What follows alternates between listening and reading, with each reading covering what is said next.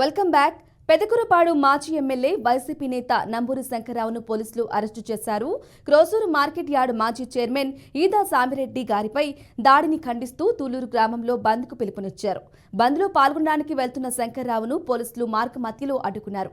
14వ mile అడ్డ రోడ్డులో నిలిపివేశారు.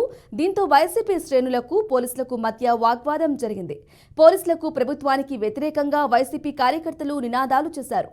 ఇదేం ప్రజాస్వామ్యమని నిలదీశారు.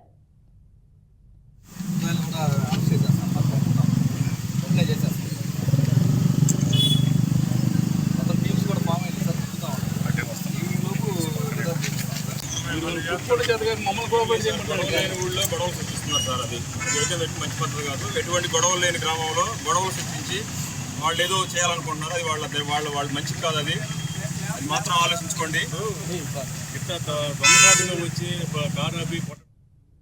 పల్నాడు జిల్లా పెదకురపాడు మండలం 75 తాళ్లూరు గ్రామంలో పల్నాడు జిల్లా ఎస్పీ ఆదేశాల మేరకు పోలీసులు 144 సెక్షన్ విధించారు.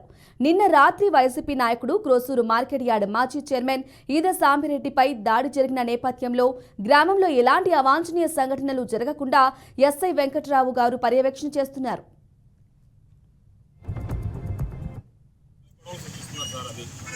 మంచి పద్ధతి కాదు. ఎటువంటి గొడవలు లేని గ్రామంలో గొడవలు సృష్టించి వాళ్ళు ఏదో చేయాలనుకుంటున్నారు. అది వాళ్ళ మంచిది కాదు. అది మాత్రం ఆలోచించుకోండి.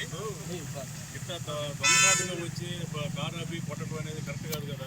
ఈ సంస్కృతి ఉందా ఇంతకుముందు ఎప్పుడన్నా ఈ నియోజకవర్గంలో ఉందా? కేసు కూడా కట్టాం.